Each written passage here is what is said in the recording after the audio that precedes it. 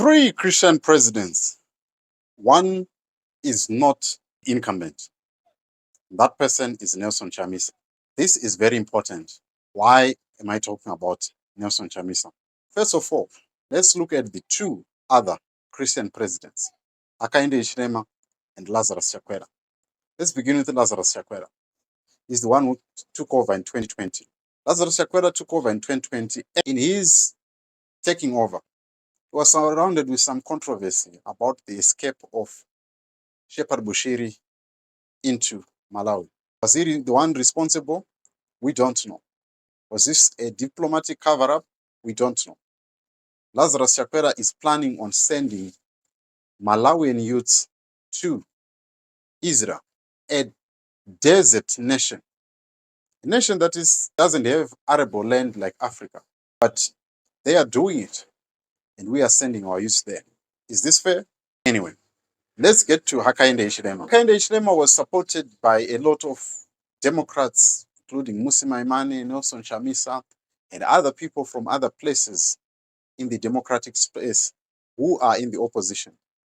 They said, this is the victory for our own after the reign of all the liberation movements around Southern Africa. But right now, UPND youth leader Joseph Kalembe, who was one of the most influential person even running up to the election of Hakainde Hichilema, has pulled out his support from Hakainde Hichilema. What does this mean? Are we seeing like what happened with Julius Malema pulling out his support for Jacob Zuma over the alleged support of the Guptas? These are some of the things. The policies of Hakainde Hichilema are being questionable in the sense that the way how he is treating the opposition is the same way how he was treated in the opposition by Edgar Chagwa. The question now comes to Nelson Chamisa.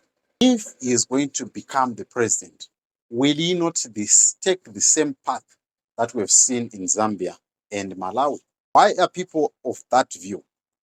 Because we've seen that these people, they claim to be Democrats and they observe the Constitution. But if you are seeing what is happening with Triple C right now, apart from the fact that there is someone in the form of Sengezo Chabang, one needs to look and say, was there a flaw in the constitutionalism? Was there a flaw in the democratic processes that are supposed to be followed in an organization? And if they are being found wanting in the democratic processes of their own party, how much more when they are at the helm of the whole nation? Can they be trusted with ensuring that they are not going to do the same like what the people that they are calling pressers doing? That is the question. What do you make of Lazarus Chakwera's moves and the current state of the opposition in Triple C and their moves? Does it smell something? I'd love to hear your thoughts in the comment section.